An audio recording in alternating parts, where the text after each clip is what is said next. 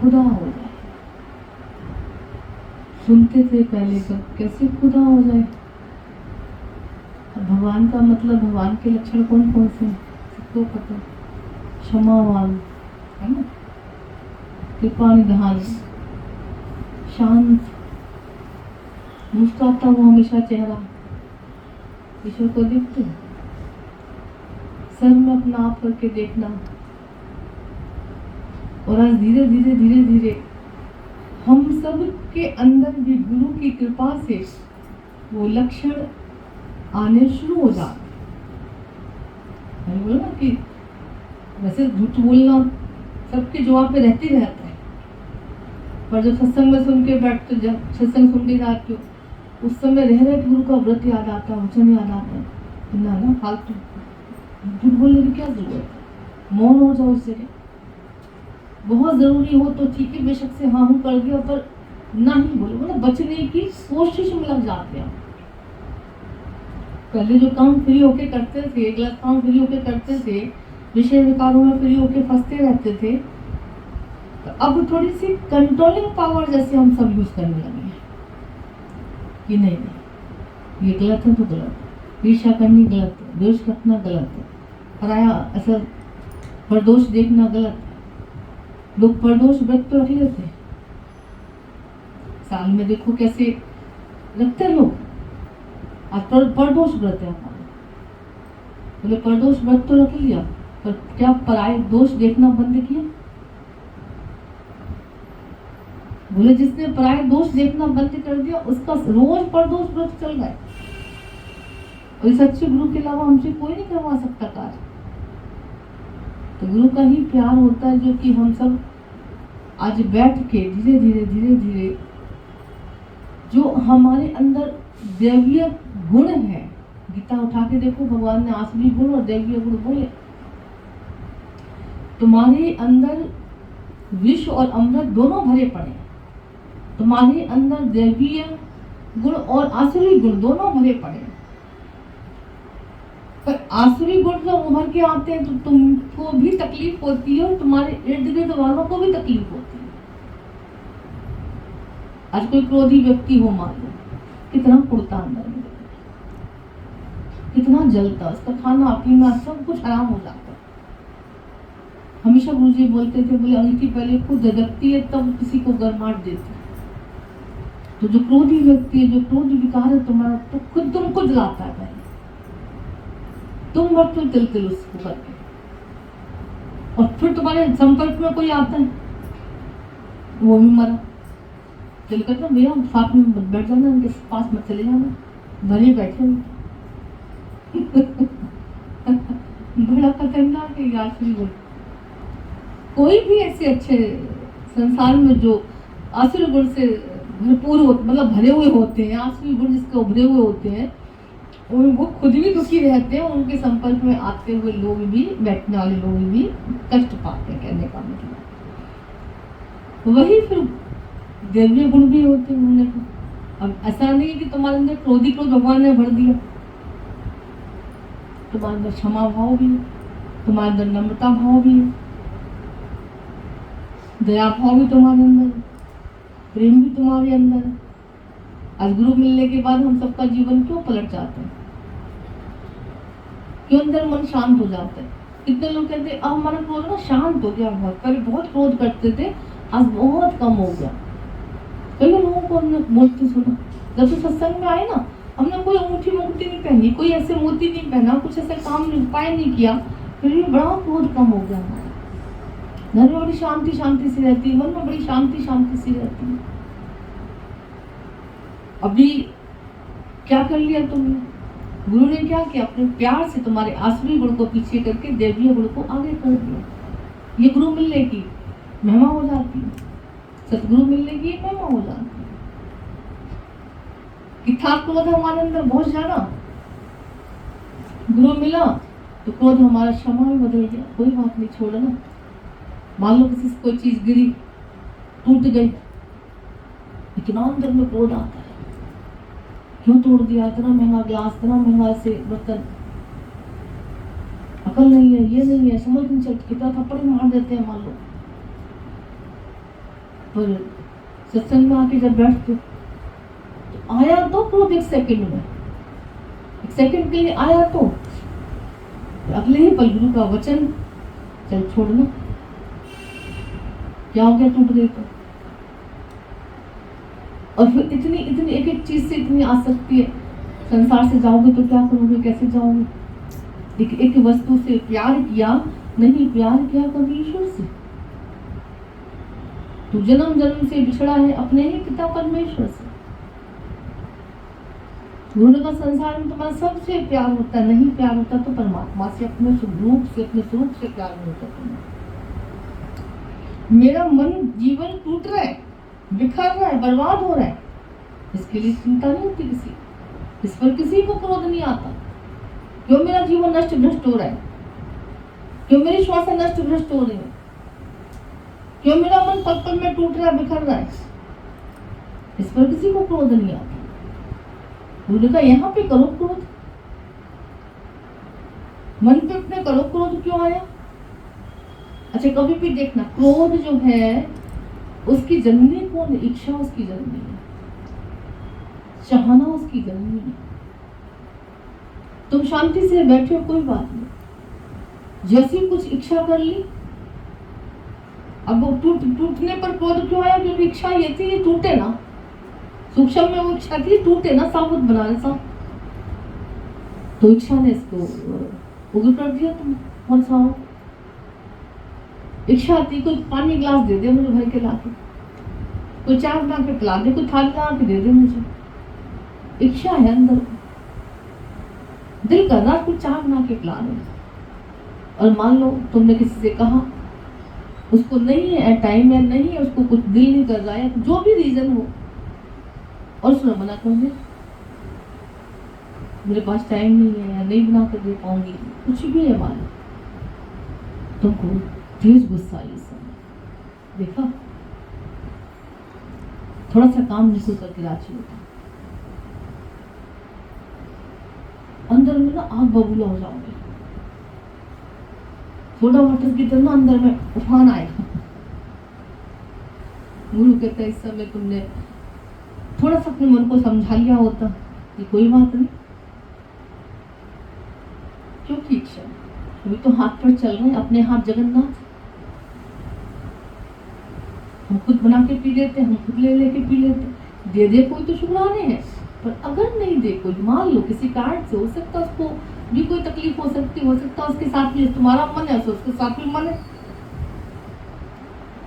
जैसे तुम अपने मन के अधीन होके चल रहे थे, वो भी अपने मन के अधीन होके चल रहे। तो उन्होंने कहा अगर जब तुम सोचोगे कि मैंने इच्छा ही क्यों की,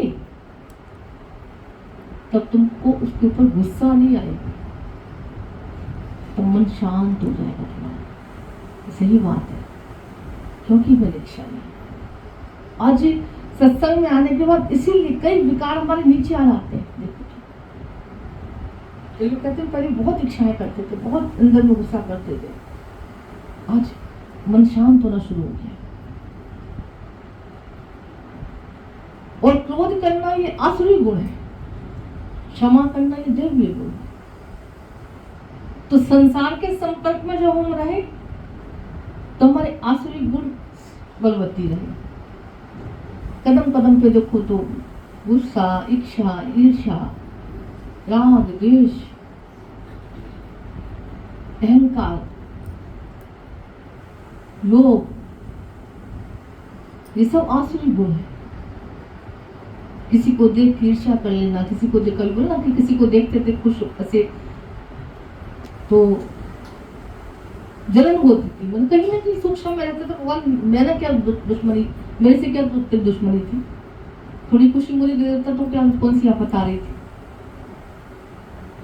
तो कहीं ना कहीं तकलीफ जैसे होती थी। पर आज ज्ञान में आने के बाद गुरु क्या करता है, धीरे धीरे हमारे आसुरी गुण को पीछे करता जाता है और दैवीय गुण को आगे करता जाता है। कि क्रोध को क्षमा में बदलोगे तो तुम दैवीय गुणों को धारण कर लोगे, और दैवीय गुण तुमको बहुत सुख प्रदान करते हैं। मनुष्य सुखों के पीछे तो भाग रहा है, वो सुख चाह रहा है, शांति चाह रहा है अंदर से, और अफसोस भूला पड़ा कि मिलती कहाँ पे। भूल जाता है कि मिलती कैसे शांति, मिलता कैसे आनंद। इसलिए बहुत भाग्यशाली होते जो सच्चे गुरु के पास बैठ जाते, सत्संग में बैठ जाते, बहुत भाग्यशाली होते। भगवान ने कहा जब मैं बहुत रीझ जाता हूँ अपने प्यारों से, अपने भक्तों से, तब मैं लाके उसको ब्रह्म ज्ञान की क्लास में बिठा देती हूँ। जब तुम्हारी पूजा बहुत दिल से भगवान कबूल करता है, स्वीकार कर लेता है, तो कहता है मैं सतगुरु की शरण में तुझे लाके बिठा देता हूँ, क्योंकि अब मेरा काम पूरा हो गया। क्योंकि अब मुझे पता है कि अब गुरु का काम शुरू हो गया कि वो तेरे को कैसे शांति मिलेगी, तुझे कैसे आनंद मिलेगा, तू कैसे ब्रह्म रूप में आएगा, तू कैसे मेरा रूप समझ के अपने को समझेगा, है ना। ईश्वर का अंश है ये मनुष्य, तो गुरु तो लक्षण तो है ही ना उसके अंदर। सारे सारे सारे सारे सारे भगवान के गुण तुम्हारे अंदर। अज्ञान में आने के बाद देखो क्षमा भाव जाग जाता है, उदार हृदय आ जाता है हमारे अंदर, उदारता हमारे अंदर बढ़ जाती है, अहंकार हमारा नम्रता में ऐसे हो जाता है, ईर्ष्या हमारी प्रेम में बदल जाती है, लोभ हमारा उदारता में हो जाता है, क्रोध हमारे क्षमा में बदल जाता है, काम हमारा निरीक्षा भाव में आ जाता है, लोभ हमारा उदारता में, अहंकार हमारा प्रेम में बदल जाता है। तो भगवान ने कहा कि मैं बहुत खुश होता हूँ जिस पर, तो मैं उसको सत्संग की क्लास में बैठा लेता, सतगुरु की शरण में बैठा लेता हूँ और मैं निश्चिंत हो जाता हूँ, क्योंकि अब मुझे पता है कि अब यहाँ पे ये चीखा चिल्लाना इसका नहीं होगा। मैं भी खुश और ये भी खुश। क्योंकि सत्संग में आने के बाद हम सब के अंदर से तृप्ति का एहसास होने लग जाता है ना, भगवान के शुक्राने निकलने लग जाते हैं। पहले शिकायतें निकलती थी भगवान से, है ना, तूने मेरे साथ किया ही किया है, तूने मेरे को दिया ही किया है, सारे सब संसार में तूने सुख दे दिया, मुझे क्यों नहीं दिया, मेरी क्यों नहीं सुनी। कहीं ना कहीं टीस रहती थी, मेरी पुकार क्यों नहीं सुन रहा है, मेरी कमी क्यों नहीं पूरी कर रहा है, क्या बिगाड़ा तू तेरा मैंने। और सत्संग में आते आते बैठते बैठते धीरे धीरे आज हर किसी के दिल से ये आवाज आती होगी, प्रभु तूने बहुत दिया है, बहुत किया है, बहुत तेरे उपकार है, बहुत तेरे शुक्राने हैं, तूने मेरे दाता बहुत कुछ दिया है, तेरा शुक्रिया है, तेरा शुक्रिया है। आज गुरु की कृपा से हम भगवान की शिकायतें नहीं करते, अब शुक्राने में लग जाते हैं। सत्संग में आके हमको भगवान की कृपा दृष्टि का रोज रोज हर पल एहसास होने लग जाता है। शिकायत करना आखिरी गुण है, शुक्राने का ना देवीय गुण है। इस देवीय गुणों से तुम भी खुश रहते हो और आजू बाजू तुम्हारे सब खुश होते हैं, भगवान तो खुश जैसे हो ही जाता है, निहाल हो ही जाता है। तो हमेशा वो सत्संग में आके बैठने पर, सत्संग में बैठने के बाद हमेशा अपने अंदर चेक किया करो कि हमने सत्संग तो सुना, भजन तो गाया, पर क्या हमने ये जीवन में उतारा।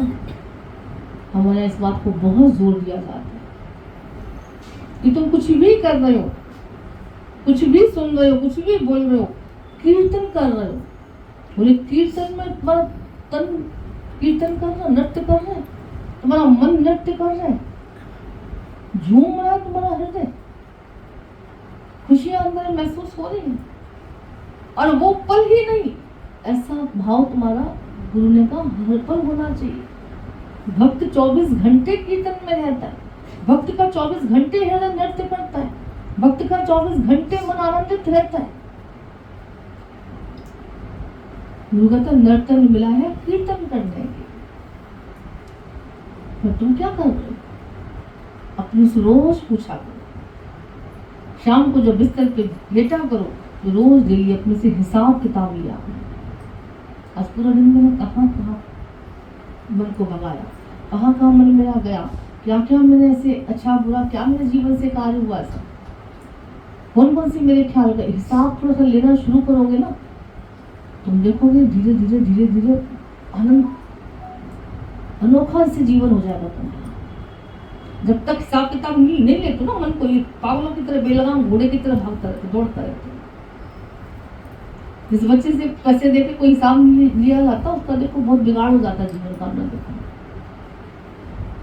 ऐसे मन से कभी हिसाब लिया करो बैठ के कि पूरा दिन तूने क्या किया। मन हरि नाम कितना किया, भगवान का नाम कितना सुना, ईश्वर चिंतन कितना किया, भगवान भगवत दर्शन कितना किया, सर में परमात्मा का दर्शन कितना किया, कितनी बार तेरा मन संसार में दौड़ा। गुरु ने कहा कितनी बार तेरा मन मधुसूदन में दौड़ा, कितना मधुसूदन में लगा, कितना मनमोहन में लगा, कितना संसार में लगा मन। ये रोज अपने से हिसाब किया करो और फिर तुम पाओगे कि तुम्हारे धीरे धीरे जो आसुरी गुण है तुम्हारे, वो नीचे आते जा रहे और दिव्य गुण तुम्हारे उभर के ऊपर आते हैं। और दिव्य गुण जब ऊपर आते हैं तुम्हारे ना, तुमको शांति मांगनी नहीं पड़ती, तुमको सुख मांगना नहीं पड़ता। कहते संतों से तो सुख लेने हम सब जाते हैं, संतों के पास शांति लेने हम सब जाते हैं, संतों के पास भक्ति लेने हम सब जाते हैं, तृप्ति लेने हम सब पहुंचते हैं। ऐसा क्या है उनके पास? क्योंकि रोज उन्होंने अपने को जगत से हटा के अंदर अंदर और जगदीश से जोड़ा है। अब जगत से हटाने का मतलब ये नहीं कि तुम शरीर से हट जाओ जगत में। शरीर तुम्हारा जहां है वही रहेगा, जो तुम्हारी प्रारब्ध है वही रहेगी। भगवान तुम्हारी किस्मत को इधर उधर नहीं करता है। प्रभु के सुमरन दुख ना संतापे, बात जो बात आती है तो तुम्हें भगवान के प्रेम में इतनी शक्ति मिल जाएगी, इतनी तृप्ति भक्ति इतनी अंदर में पहुंच जाएगी कि वो तुम्हारे दुख तुम्हें लगेगा ही नहीं। दुख ना संतापे माना असर नहीं करती, ये नहीं बोला आते नहीं है। भक्तों को पर जीवन में कितने कष्ट आए, कितनी बातें, कितनी हालात है। मीरा जैसे कष्ट तो किसी के पास नहीं आया हुआ आज तक। हरि नाम तो ही लिया था, भगवान से प्यार तो ही किया था। प्रहलाद जैसा कष्ट किसी के ऊपर नहीं आया हुआ आज तक। गलती क्या थी उसकी? हम तो हजारों गलतियां करके भी थोड़ा सा कष्ट आ जाता, थोड़ा सा कोई सुना देता है तो आग बबूला जाते, डिप्रेशन में पहुंच जाते।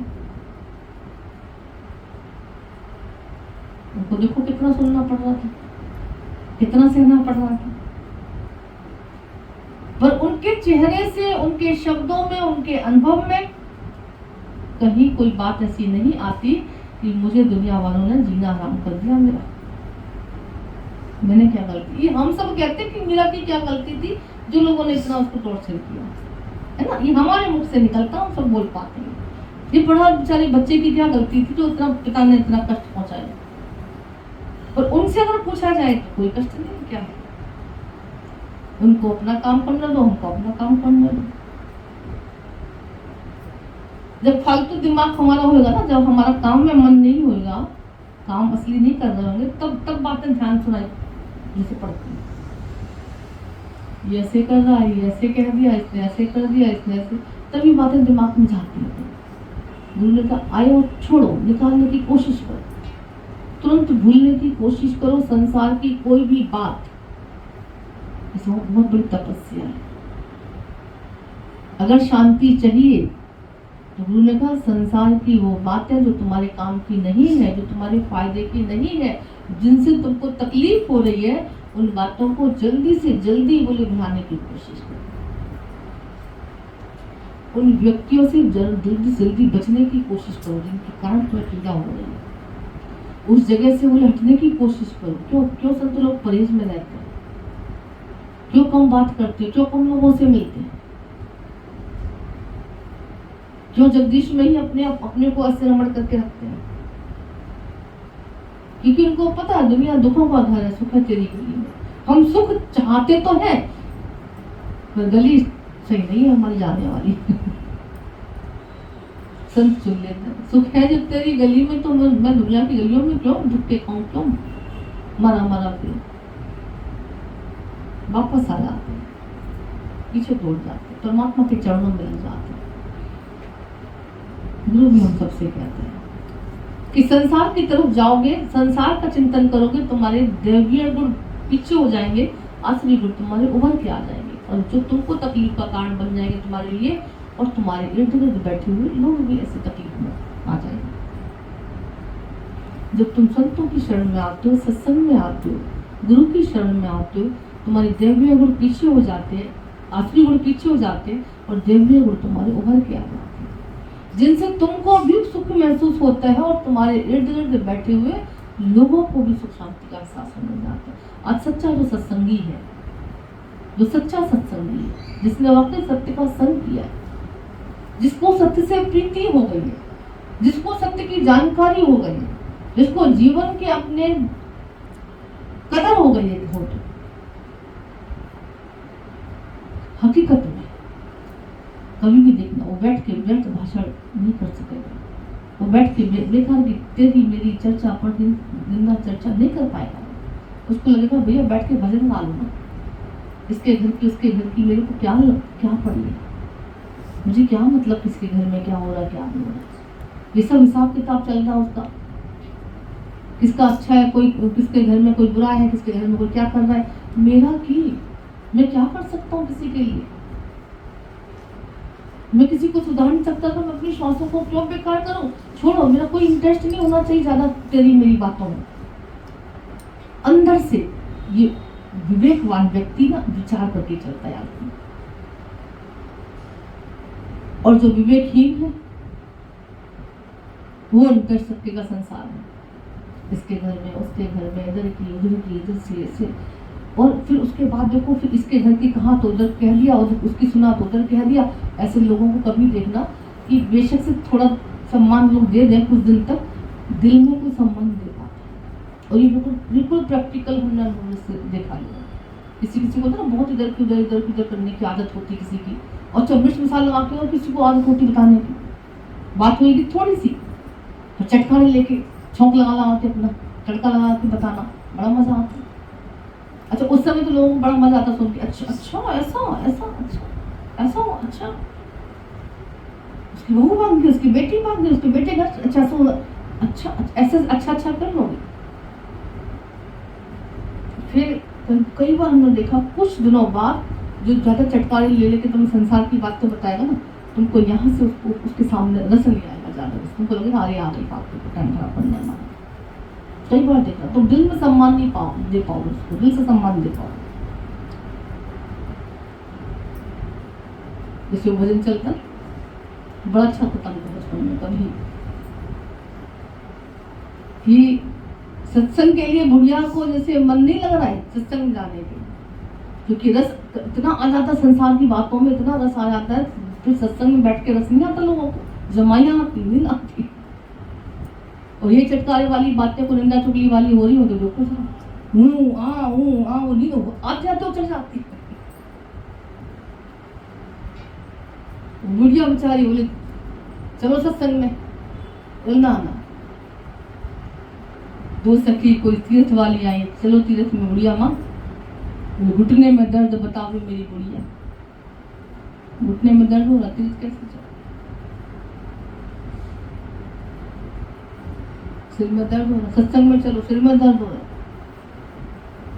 मंदिर में चलो पैरों में दर्द हो, नहीं ताकत बिल्कुल उठा ही नहीं जा रहा। मंदिर में जाने के लिए, सत्संग में जाने के लिए, तीर्थों में जाने के लिए उसके सिर में दर्द, उसके पैरों में दर्द, उसके घुटने में दर्द है। और दो सखी कोई सत्संग वाली आई, बातें करने वाले, करके इशारा बुलावे मेरी बुढ़िया, उसे पता चल गया इधर उधर की बुलाई आ जा रही, और बैठी बुढ़िया खाली बातें कर, क्या वो अब शरीर नहीं चल रहा है वैसे, रस संसार की बातों में, वैसे बिस्तर पे लेटी हुई। हमारी सहेलियां उन्होंने कहा पल्ले मोहल्ले में हुई लड़ाई, दूसरी गली में लड़ाई हो रही बड़ी तेज। अच्छा, वो सबसे पहले भागी मेरी बुढ़िया, दौड़ के जाके लड़ाई के पास उधर लड़ाई देखने चली गई, और कहते उस लड़ाई में ईंटें बरस रही थी, ईंटें बरस रही थी तो सिर फुड़वा के ले आई मेरी बुढ़िया। अब सत्संग बैठने के लिए उसके सिर में दर्द है, मंदिर जाने के लिए पैर में दर्द है, तीर्थों में जाने के लिए इसको बुखार हो रहा है, सिर में दर्द हो रहा है, पैसे भी नहीं, लड़ाई देखने के लिए आए हैं, बड़ा मजा आता। तेरे मेरे घर की सुनने में बड़ा मजा आता है, सत्संग सुनने में मजा नहीं आ रहा, हरि नाम सुनने में मजा नहीं आ रहा, अच्छी बात सुनने में मजा नहीं आ रहा, राम रस में मजा नहीं आ रहा, काम रस में मजा आ रहा। थोड़ो सिर फूटता सिर पर, देखो निंदा चुगली हो रही तुम्हारी, नजरों से गिरते सब। तो गुरु ने कहा इतना इतना रस तुमको परमात्मा की भक्ति में क्यों नहीं, ईश्वर भक्ति में क्यों नहीं? जब भी बैठो बोले आओ बैठ के भजन गाते, आओ हरी चर्चा करते, ईश्वर सुमरन करते।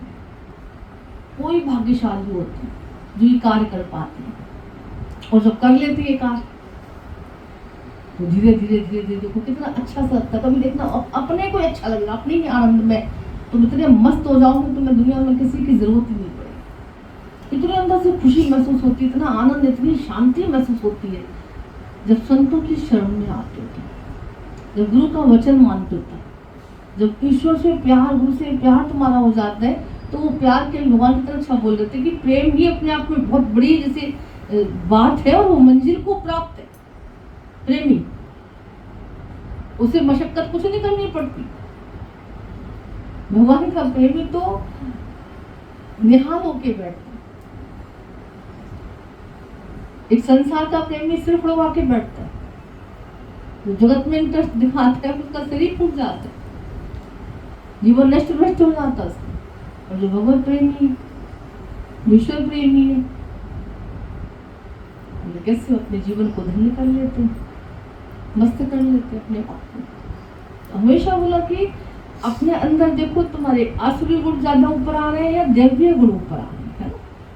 सत्संग में बैठते बैठते हमारे अंदर दैवीय गुण की प्रधानता होने लग जाती है, और दैवीय गुण जब ऊपर आ जाते हैं ना, तो तुमको सुख मांगना नहीं पड़ता, सुख तुम्हारे जीवन में बरसना शुरू हो जाता है। शांति तुमको मांगनी नहीं पड़ती, शांति तुम्हारे जीवन में बरसनी शुरू हो जाती है। वरना लोग शांति से बैठने दो, शांति के साथ बैठने दो, जरा पढ़ता बड़ी कलेशी टाइप की, किसी की संग नहीं चलो ना, कलेशी की मत्ती को होते हैं। पंडित जी रोज कहते थे, अरे शांति के साथ बैठना दे मुझे, शांति के साथ बैठना दे। अब तो और भड़क जाया कभी पंडिता में, मैं कम हूं क्या शांति के साथ बैठने दे तुझे? कौन सी शांति आ गई, कहाँ रहती है मुझे बता। तो जितना शांति बाहर से चिल्लाओगे उतना मार खाओगे। शांति बाहर नहीं है, शांति तेरे अंदर। कोई कैसे शांति, उसकी तलाश करो, है ना? उस कारण का जिसे जरा खोज करो, क्यों शांति हमारी खो गई, दैवीय गुण हमारी क्यों इधर हो गए। फिर से अपना पुनः वापस अपने स्वरूप में आओ। गुरु ने कहा फिर परमात्मा के संग में ही ये तुम्हारे गुण उभर के आ सकते हैं, गुरु के संग से ही ये तुम्हारे गुण उभर के आ सकते हैं, सत्संग से ही बोलिए तुम्हारे दैवीय गुण उभर के आते हैं, दैवीय गुण उभर के आते हैं से। तो सच में वो माहौल ही जैसे कितना सुंदर सत्संगी जैसे अब ये क्या चल रहा है, इतनी शांति, गहरी शांति का एहसास होता है, अच्छा लग रहा है, मुस्कुराहट है, शुक्रान है। श्वासें जब निकल रही है, अभी घर में देखो तो जल्दी जल्दी श्वासें निकलती है, उम्र कम हो जाती है। तो लोग सत्संग में आके पता नहीं 20 सालों से देखकर 10 सालों से देखकर ऐसी कैसी लग रही है। अभी तुम्हें मेडिटेशन करना नहीं पड़ता, सहज में हो जाता, सहज में तुम्हारा योग लग जाता है, सहज योगा चल रही है यहाँ। कितने गहरी शांति का एहसास करते हो, श्वास नॉर्मल चल रही है बस ना, अच्छा लगता है। ईश्वर के संपर्क में आके, सत्य के संग में आके तुम्हारा जीवन सार्थक हो जाता है। कहने का मतलब शांत अंदर में महसूस होती है, शांति महसूस होती है। और जहाँ शांति है वहाँ बधाई बज रही है, वहाँ मौज है, वहाँ आनंद है। गुरु हमेशा कहता है सत्संग ऐसी जगह है जो जहाँ पे बैठ के तुमको कुछ करना नहीं पड़ता, जो तुम्हें चाहिए वो तुम्हें मिलता जाता है, जो तुम्हें होना है वैसे गुरु तुम्हें बनाता जाता है, जो तुम्हें पाना है वो चीज तुम्हें देता जाता है। तो लोग कहते हैं हमें मांगने की जरूरत नहीं पड़ती, हमको भर भर के भगवान ने बहुत कुछ दे दिया। अब शुक्राने करते हैं हमेशा आपको काम में।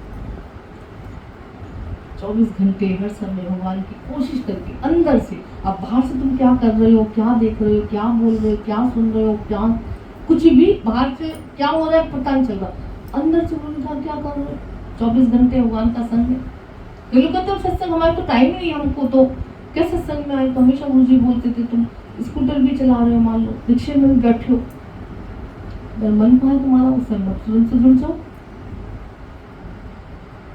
उस समय थोड़ा सा ऐसे देख लो भगवान तू इस रूप में, तू तो चला रहा, तू तो बैठने वाला, तू तो चलाने वाला, तू तो बिठाने वाला है। जरूरी थोड़ी भगवान को याद करने के लिए तुमको उतर के जाके मंदिर में जाके भगवान से बोलना, वो तो हाजरा हुजूर है। भगवान कितना अच्छा बोल रहे थे कि ईश्वर ही है जो सबसे करीब है, 24 घंटे तुम्हारे अंग संग है। संसार का कोई प्राणी तुम्हारे हमेशा साथ नहीं रह सकता, याद रखना। एक परमात्मा ही है जो कभी तुमसे दूर नहीं हो सकता। सदा बसत हम साथ, हमेशा भगवान तुम्हारे साथ रहता है। फील करो, उससे बातें करो, उसको प्यार करो, उसके प्यार को महसूस करो अंदर। जैसे बच्चों कई लोग देखते हैं बाहर वालों से बातें करते करते, घर वालों से बातें करते इतने आदती हो जाते, इतने युक्त हो जाते हैं कि फिर बच्चे हैं चाहे नहीं है लास्ट में बोलते रहते बच्चों से, बड़बड़ हमने कहा बुजुर्ग लोग बड़बड़ करते रहते। एक के पास गए, जैसे भजन सुनो माँ, चलो सुनाओ तो अच्छा बहुत तो फिर भजन सत्संग में बैठ जाते थे, वो तो उसको फिर भी इंटरेस्ट है। पर कभी वो जितनी जल्दी सत्संग बैठ जाते हो तो शुक्र है उतनी जल्दी तुम कैच कर पाते हो लोग बच्चे। अब होता ना गुरु की महिमा, चलो ठीक है भजन भाव करते हैं बैठ के, चलो माता के पास ही अच्छा उठान जागरण से, चलो उनके पास ही भजन भाव कर लेते हैं बैठ के। अब भजन हम खा रहे, भजन बहुत सुन रही है हम बुढ़िया माताचारी। अब एक भजन की लाइन हो नहीं पाती थी, अरे टंकी भर गई, मोटर चला दी, एक भजन की लाइन हो नहीं पा रही, बाल्टी भर गई। अब उसको पानी कितना पीना था, बुढ़िया अम्मा को उठना नहीं है, नहाना धोना नहीं है, सर बिस्तर बिल्कुल बेड रेस्ट पे है, कितना पानी चाहिए, एक बोतल चलने में मुश्किल से। पर इतनी टंकी की चिंता, इतनी बाल्टी की चिंता, इतना मोटर की चिंता, बाप रे। भजन एक भजन की लाइन में समझ लो 2 स्टेंजा खाली भजन थे, उन्होंने 20 बार मोटर टंकी बाल्टी। आखिर हमको भजन बंद करना पड़ा, लेकिन की टंकी भर कर मन इतना आसक्त, भजन चल रहा, भजन में ध्यान नहीं है, अपना बड़बड़, मोटर चला दे टंकी भर ले, मोटर चला दे टंकी भर ले, बाल्टी भर ले। तो हमने देखा सच्ची में भाग्यशाली हम सब समय रहते, जो गुरु मिल गया, सतगुरु मिल गया, सत्संग मिल गया, ईश्वर कृपा हो गई, हरि नाम मिल गया। नहीं तो लास्ट वेले तो सबकी हालत क्या होती है सबको पता। तो वो बड़बड़ करने से तो भगवान के साथ बातें कर लो, क्या जा ईश्वर को अपना बना लो, उससे थोड़ा सुन लो, सुना लो, वो भी बोलता तुमसे, वो भी सुनता तुम्हें, ध्यान से देखोगे वो सब बोलता तुमसे, ध्यान से सुनोगे तो सुनता भी और वो बोलता भी, सब कुछ करता हो। तो देखो तो उसको, और तुम्हें यहाँ बैठते बैठते तुम्हें अपने मुंह से बोलोगे यहाँ वाकई भगवान सुनता भी है, भगवान बोलता भी है, भगवान मेरे साथ रहता है, भगवान मुझे 24 घंटे संभाल करता, मेरे बहुत प्यार करता भगवान मुझे। आज हम सब दिल से महसूस कर पाते हैं कि ईश्वर जैसा प्यार दुनिया में कोई नहीं कर पाया, गुरु जैसा प्यार हमको दुनिया में कोई नहीं कर सकता। कितने भाग्यशाली। तो लास्ट में जो तुम हमेशा करते रहते हो वही लास्ट में अंदर में चलेगा। उससे पहले क्यों नहीं अभी से अभ्यास करते हो? ये अभ्यास गुरु करवाते हैं कि जब बैठो तो भगवान का नाम, जब बैठो तो भगवान का काम, जब बैठो तो गुरु की महिमा, ईश्वर की महिमा, ये अंदर से नहीं निकले। घर परिवार संसार की महिमा तो ठीक है, गाली बहुत कर लिया, बहुत संभाल लिया, पर अब बैठ के आओ तो वही चर्चा करें, है ना? आओ तो अपने जीवन को सार्थक करें। अच्छा, जीवन की सार्थकता किसमें? संसार की बातें करने में, भगवान की चर्चा करने में। सबको पता अच्छे से। तो जो जीवन को सार्थक करके चलता, सम्मान कौन पाता? जो जीवन को सार्थक करके चलता वो, या जीवन को जो बेकार करके चलता वो? सबको पता है, बताने की जरूरत नहीं। तो सबको सम्मान चाहिए, सबको आदर चाहिए, सबको लगता है कि मेरे को सब पूछे, बताए, प्यार करे, है ना? मेरा जीवन धन्य हो जाए, मेरे को सुख शांति मिल जाए। कैसे मिलेगी? भजन गाते, मिलता है सच्चा सुख केवल इसमें भगवान तुम्हारे चरण। भक्त कहता है विनती यही पल पल छिन छिन रहे ध्यान तुम्हारे चरण। तो बूंद बूंद से सागर जैसे गागर भर जाती है, तो ऐसे थोड़ा थोड़ा थोड़ा जब भी टाइम मिले, जैसे भी बैठो, ईश्वर चर्चा, गुरु की महिमा, सत्संग, भजन, यही बातें अपनी, यही अपना वार्तालाप हमारी होनी चाहिए, यही महफिल सजीव होनी चाहिए। कोशिश करिए, क्या बहुत बहुत दुनिया की बात हमने कर ली, बकवास कर ली, और कोशिश करके भगवान में तेरे शरण में बैठा रहूं, तेरे सुमन में लगा रहूं। है विनती यही पल पल छिन छिन रहे ध्यान तुम्हारे चरणों, है ना?